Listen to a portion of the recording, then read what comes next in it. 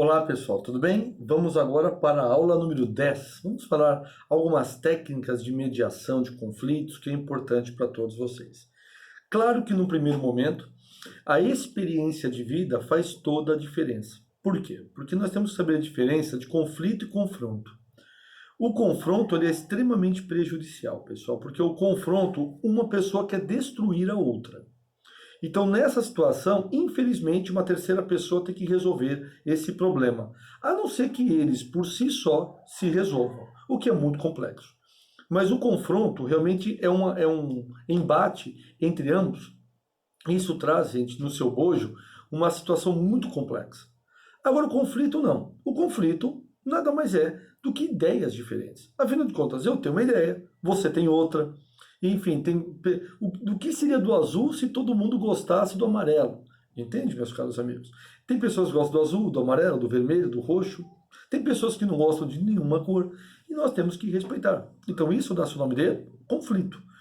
Bom, então, primeira coisa que você tem que apurar entre o autor e o réu, se é um conflito ou se é um confronto. Se é um confronto, tenta amenizar, tenta conversar, tenta buscar exatamente esta situação. O Poder Judiciário, com todos os seus... gente, vou ser muito bem claro, eu admiro muito os servidores da Justiça, tanto civil, como trabalhista, como federal, como penal, porque é um trabalho hercúleo que eles fazem, hercúleo, e necessariamente, gente, com poucas situações de estrutura ou de infraestrutura. Mas disso você não tem dúvida. Nós temos que respeitar esses servidores da justiça. Mas nós sabemos que pelo excesso de processo, pelo excesso de leis, pelos excessos de recursos, é claro, é evidente, é óbvio que nós estamos diante de uma situação que não se dá conta. Então a arbitragem ela procura o quê? Solucionar melhor essa situação. Lembrando, né, gente, que todos aí, a maioria dos fóruns do Brasil, pelos que eu conheço, todos eles têm audiência de conciliação, mediadores, conciliadores, para o último caso realmente chegar no juiz togado. Tudo bem? Primeiro passo, gente, o que seria, para você entender, o que é mediação na prática, gente? É uma forma de negociação de conflito. Tá bom, gente? Basicamente é isso. Uma das partes aqui envolvidas, por livre e espontânea vontade, aceita um mediador. Claro, para poder, né, conduzir melhor isso. E as pessoas normalmente pegam essa, vamos dizer assim, essa muleta para poder resolver aquele problema. Bom, gente, o mediador, ele não pode, veja, de uma forma clara oferecer sugestões. Ele apenas induz, diferente do conciliador que dá efetivamente os conselhos. Isso para nós é muito importante, tá bom? Outro ponto importante também, gente, ele é responsável, o mediador e o conciliador, para que as partes se entendam. Muitas vezes as pessoas só querem falar, só querem se expressar, só querem, enfim, dizer. Basicamente é isso, pessoal. O que as pessoas fazem de modo geral, né? Elas querem fazer isso. Primeira coisa, gente, como os conflitos eles costumam surgir? É o primeiro ponto. Como eles costumam surgir, gente? Bom, ele costuma surgir por opiniões diferentes. Esse é o primeiro ponto. Claro que existem outras situações, que é falta de ética ou falta de, obviamente, princípios. Então, quando se respeitou algum contrato, é claro que nós estamos diante de um conflito aqui aparente.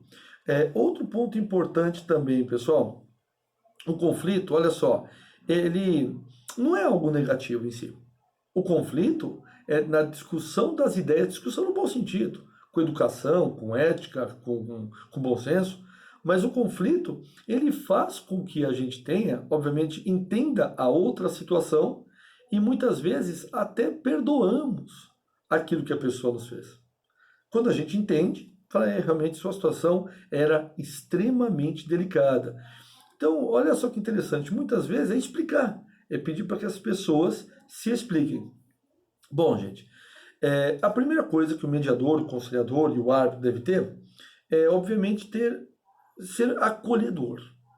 Então é cumprimentar, é um sorriso, ou seja, é um bem-vindo, fiquem tranquilos, estamos aqui para resolver. Evitar, se tiver briga, pessoal, calma, calma, não é assim. Ó, se ficar desse jeito, eu vou ter que suspender essa audiência e vamos ter que remarcar. Voltamos no outro dia. Vamos tentar resolver isso com vocês. Primeiro ele fala, depois ele fala, e assim vai, gente. O mediador, ele tem que ter esse acolhimento, porque isso vai criando vínculo. Né? Diante de duas pessoas totalmente perdidas e desequilibradas, tendo uma terceira pessoa que pelo menos tenta colocá-los no eixo, isso é muito bom, sem dúvida nenhuma. Tá bom, gente? É, olha só, primeira coisa, primeira técnica que você pode usar como mediador e conciliador, gente, é a escutativa. A escutativa, gente, seria basicamente o quê? É, deixa ela falar, entendeu? Deixa ela soltar, deixa ela dizer. Veja, eu sou um conciliador que eu não tenho, assim, muito, como posso dizer, se eu vejo que não há condições, eu corto ali e marco um outro dia. Tem pessoas que ficam 3, 4 horas numa audiência, gente. Eu não tenho esse perfil. Aí precisa ver qual é o seu perfil dessa história. Tudo bem? Mas a escuta ativa não é uma escuta para escutar qualquer coisa. É para escutar aquilo que efetivamente seja válido. Então você pode conduzir, mas você já pode abrir a audiência dizendo assim: nós vamos falar exclusivamente sobre tal coisa. Qualquer coisa que fuja disso, os senhores me permitam a voltar para esse ponto, para que a gente não perca tempo. Tenta expor isso. Se as regras são colocadas logo no começo do jogo, fica tudo mais fácil. Tudo bem? E a gente tende. Então, escuta ativa é muito importante. Uma segunda técnica é o chamado parafraseamento. O que é o parafraseamento, gente? Também chamado de recontextualização. Parafraseamento ou recontextualização, não é? É que o mediador ele faz com que as partes enxerguem o mesmo fato de outro ponto de vista. Mas é isso, gente. Se você falar, realmente o fulano passou e bateu no meu carro. Eu realmente passei no vermelho porque eu estava levando meu filho no hospital. Ou estava indo no enterro, ou estava indo socorrer alguém. Então, por isso que eu bati no seu carro. Não bati porque eu estava, né, tive uma situação de desatenção. É que realmente eu estava correndo em virtude para fazer X coisa. Então, a recontextualização, gente, o parafraseamento, é quando você cria novos pontos de vista. Então, tenta fazer isso. Explique por que o senhor fez isso. Por que a senhora fez aquilo. Tente explicar isso para nós. Isso é muito, muito importante, gente. E aqui, a gente só não vê ponto negativo. A gente vê também o ponto positivo. Mas isso vocês não tenham a menor dúvida, tá bom? Quer ver outra situação aqui, gente? Nós temos o report. Report. O que seria o report, gente? É a mais famosinha aí que todo curso de mediação e conciliação fala, não é? Ela consegue criar, gente, empatia entre as partes, né? E um maior vínculo com o mediador, não é? E necessariamente, gente, o report deve ter o quê? 3 elementos importantes para o mediador, conciliador e o árbitro. Primeiro, é uma comunicação bem ordenada. O que seria uma comunicação bem ordenada, gente? É aquela que necessariamente você explica exatamente o que vai acontecer. É um roteiro. Olá, bom dia, boa tarde, boa noite, estamos aqui reunidos. O nosso objetivo aqui é solucionar tal conflito e vai funcionar assim. Fulano fala tanto tempo, fulano fala tanto tempo, tal. Caso vocês não cheguem num acordo, eu vou proferir a decisão. Enquanto um estiver falando, o outro não fala, deixa o outro se expor, para que eu não precise cortar o microfone aqui de ninguém ou suspender a audiência. Então, gente, essa comunicação bem coordenada é o roteiro, que veremos mais adiante. Atenção mútua. O que é atenção mútua? Se você olha nos olhos do autor, tem que olhar nos olhos do réu também. Por quê? Se você der atenção só para um, o outro vai estar, como se diz, né, no jargão popular, vai estar exatamente de escanteio. E é o que você não quer. Você quer dar a mesma atenção para um e a mesma atenção para o outro. Tá? E o sentimento positivo, né? Sempre buscando, pedindo calma, tranquilidade, bom senso, resolver o problema, sabe? Estamos aqui, todos nós temos problemas. Tenta expor essa ideia mais conciliatória, tá bom? E menos de briga. Gente, aqui é importante que nós tenhamos alguns pontos de vista para que o report dê certo. Primeiro, a expressão facial. Nada de ficar fechado, olhando. Não, tenha sempre o que, gente?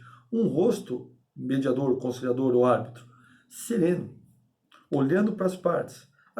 O olhar de paisagem que muitas vezes a gente faz. Mesmo que por dentro você esteja com muita raiva de alguém. E normalmente a gente fica. Mas não tente transmitir isso. Postura corporal, gente. A postura corporal é muito importante. Imagine uma pessoa que fica corcunda para baixo, com o olhar para baixo, não é? Não, gente. Você tem que ter uma postura de uma pessoa extremamente ativa, atenta, esperta naquela situação, bem trajada, sabe? Com barba para nós homens bem feitas, o cabelo arrumado, isso também serve obviamente para as mulheres. Né? Que mulher já é vaidosa por natureza, que bom. Né? Mas nós homens temos que tomar todo esse cuidado, tudo bem? A postura corporal é muito importante. Nada de ficar feio do celular, né, pessoal? Coisa mais desagradável do mundo é você estar conversando com alguém e outra pessoa no celular. Então, gente, nesse momento, esquece o celular, né? Inclusive, diga aí suas partes. Equilíbrio emocional.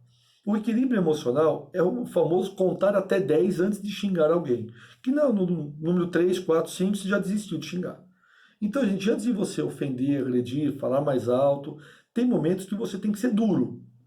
Não é o objetivo desta audiência esse assunto.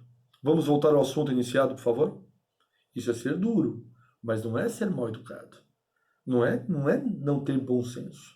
Você entende? Então isso para nós é muito importante. Contato visual. Gente, o olho no olho.